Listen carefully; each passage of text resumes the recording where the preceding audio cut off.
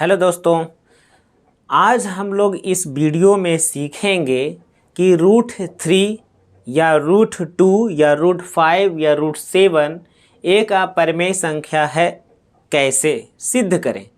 तो इन प्रश्नों को आज हम हल करने के लिए सीखेंगे। यहाँ पर हमने √2 एक अपरिमेय संख्या है, इसके बारे में हम लोग लिया है। ठीक है, तो जब ऐसा सवाल आए तो ऐसे सवाल को हम लोग क्या करते हैं ना, पहले हम लोग इसको उल्टा मान लेते हैं। ठीक है, उल्टा मानेंगे, सबसे पहले इसको हम परमेय मान लेंगे। ठीक है, और परमेय मानने से पहले आपको यह जानना जरूरी है कि परमेय संख्या किसको कहते हैं। ठीक है, तो परमेय संख्या किसको कहते हैं? वैसी संख्या जो p बाई q के रूप में हो, अर्थात q बराबर नॉट जीरो हो और p और q एक क्या हो, तो एक जो है पूर्णांक हो।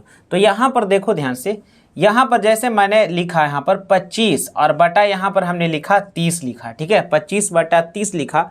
बताओ यह एक परमेय संख्या है, या हम इसको इस प्रकार से लिखें 5 बटा जो है 6 लिखें। अब बताओ दोनों में परमेय संख्या कौन है? तो परमेय संख्या वही होता है जिसके अंश और हर में दोनों जो है सह अभाज्य संख्या होती है, यानी दोनों का जो है HCF एक होता है। अब बताओ इसमें कॉमन एक से ज़्यादा है ना, इसको तुम काट दो। परमेय संख्या एक होता है रेशियो, यानी अनुपात होता है। क्या होता है? अनुपात होता है।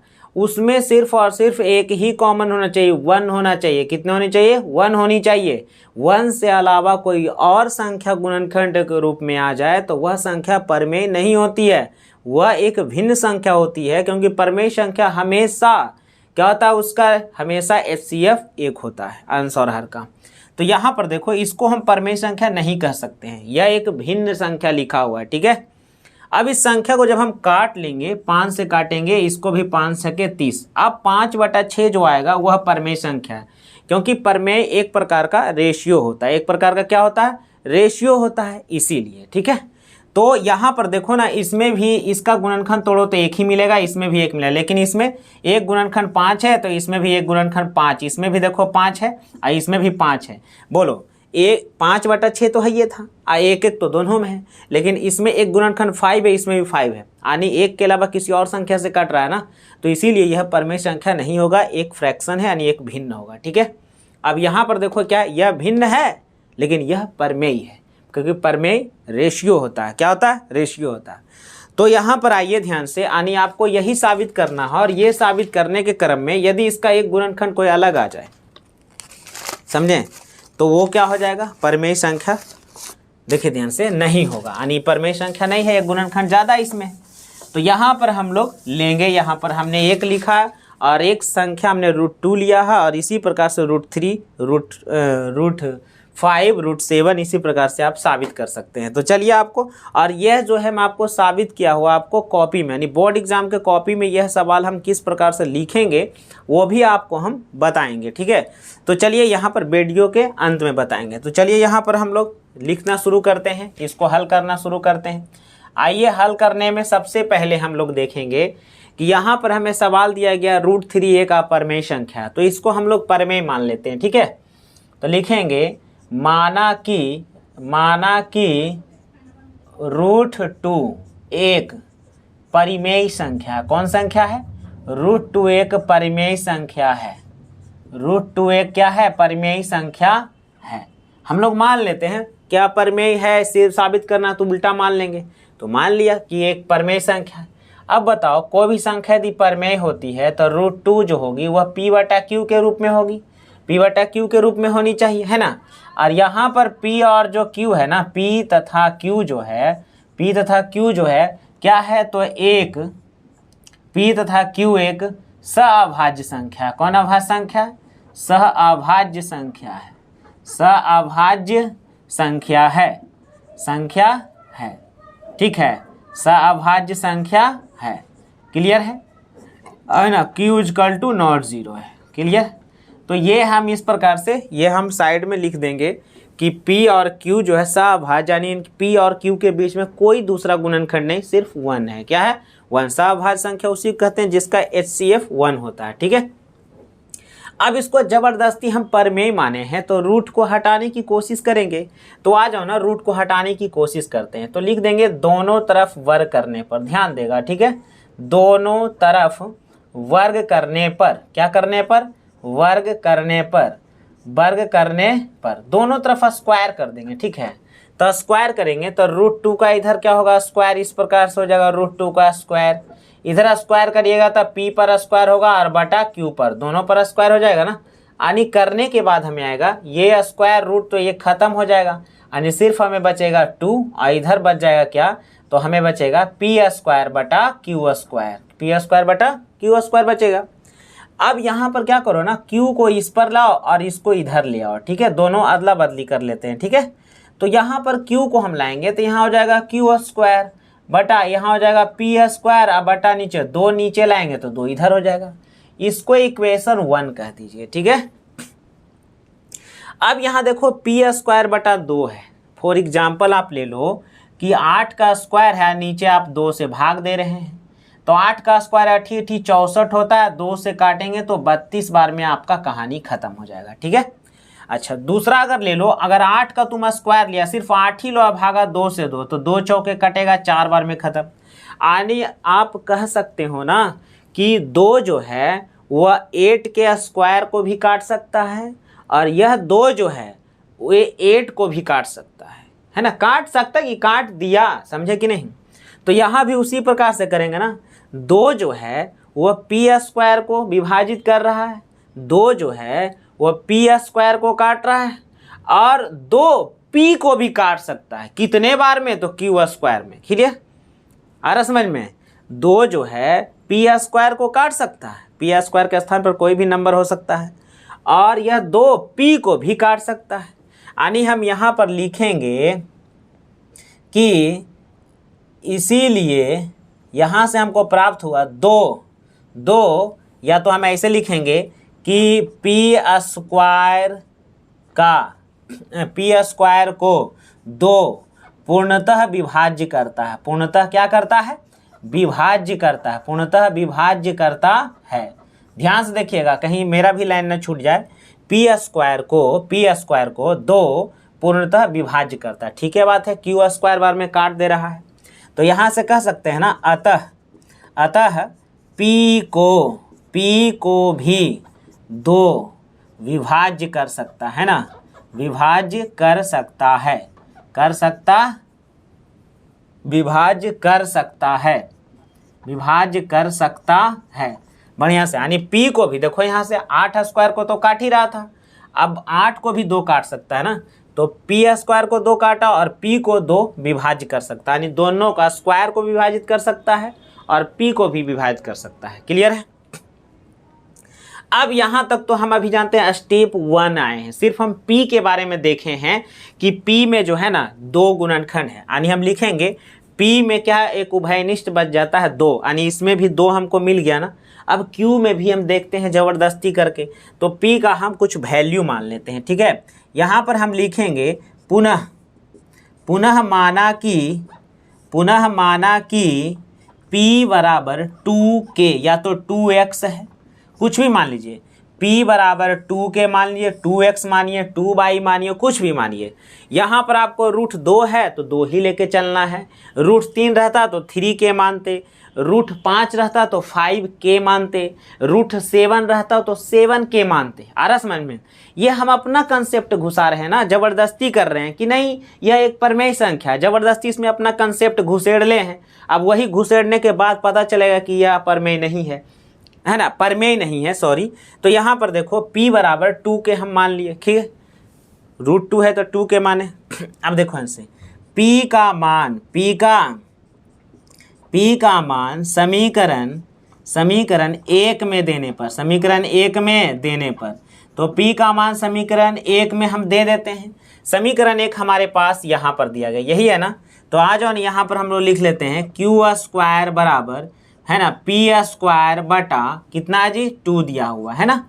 तो बोलो p यहाँ पर है ना, तो p को यहाँ से मिटा देंगे, ठीक है, मिटा दिए। अब p के बदले यहाँ पर हम लिख देंगे 2k, कितना के 2k, इसके ऊपर स्क्वायर है तो स्क्वायर चढ़ा देंगे।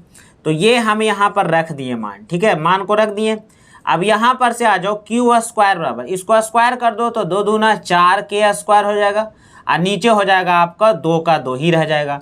2 से काटो तो हो गया 2 बार में कहानी खत्म हो गया।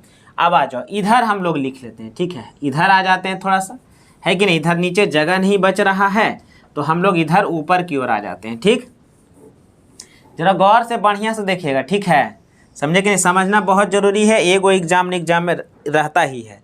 तो इधर हमारे पास आ गया, क्या आ गया, क्यू स्क्वायर बराबर, इधर हमको भैया 2k², तो यहाँ पर बच गया हमारे पास 2k²।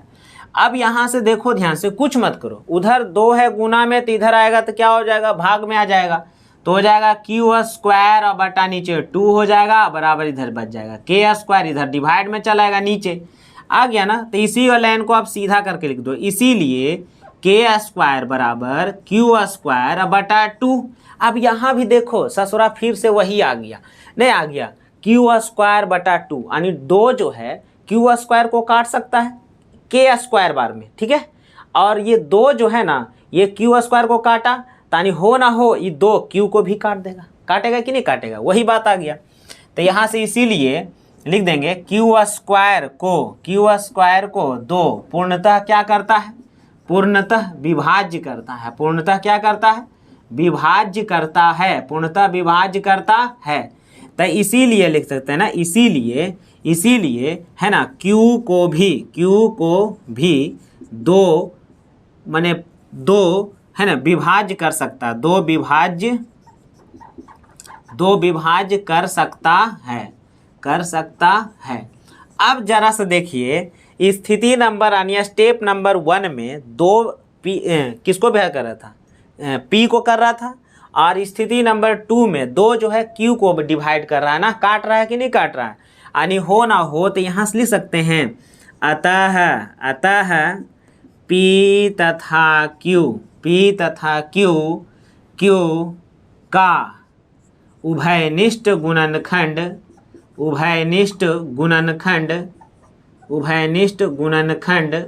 p तथा q का उभयनिष्ठ गुणनखंड कौन है जी, 2 है, कुछ है 2 है, जो यहाँ पर विरोधाभास उत्पन्न करता है,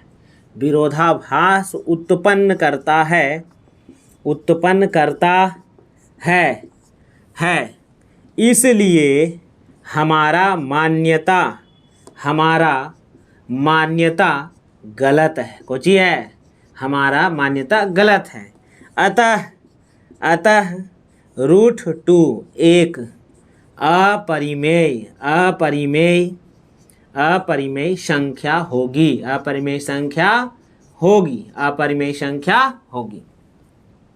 नीचे लिख दीजिएगा प्रूफ, है ना, PROVET। तो यहाँ पर देखिए ध्यान से, आपको हम पहले ही बताए थे, है ना, एग्जाम्पल के तौर पर लिखे थे 25/30, इसको काट लिए थे 5/6। अरे परमेय संख्या 5 मानक रूप होता है ना, छोटा रूप होता है, परमेय संख्या क्या होता है, छोटा होता है, एक रेशियो होता है, ये परमेय संख्या नहीं है, इसको काटेंगे तब परमेय संख्या बनेगा, आ रहा समझ में।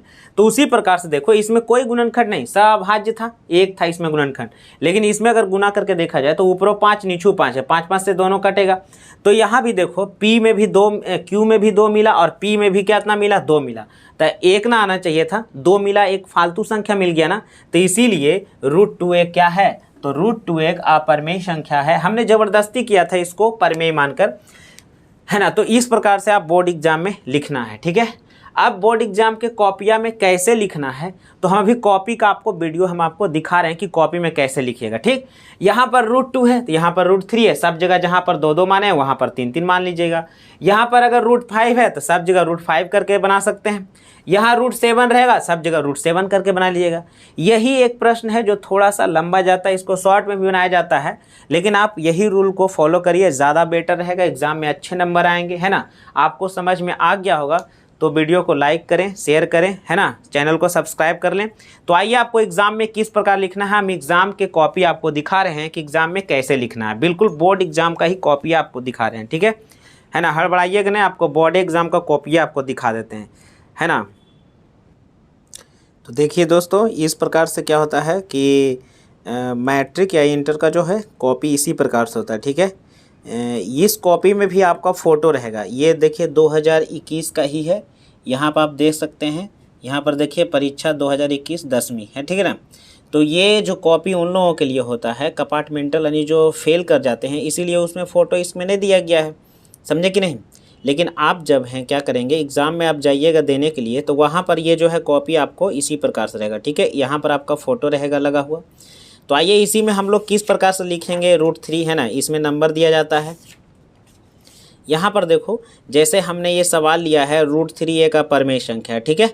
√3 एक अपरिमेय संख्या है, तो क्या करना ना, क्वेश्चन नंबर जो यहाँ पर हम लिखे हैं ना, वो इस चौथाई के इधर मत लिखना, क्वेश्चन नंबर आप इधर ही लिखना है ना। सोनाली भी आपको वीडियो में बताई होगी कि क्वेश्चन नंबर इधर लिखेंगे इसमें, और इधर तो पहले आपको लिखा हुआ रहेगा। देखो यहाँ पर तुम पढ़ सकता है क्या लिखा हुआ है कि परीक्षार्थी इसके नीचे के भाग में कुछ नहीं लिखें। ये अंक देने के लिए होते हैं ना, ये नंबर देने के लिए होते हैं। इसमें भी दे सकता है और इधर भी दे सकता है नंबर आपको, ठीक है।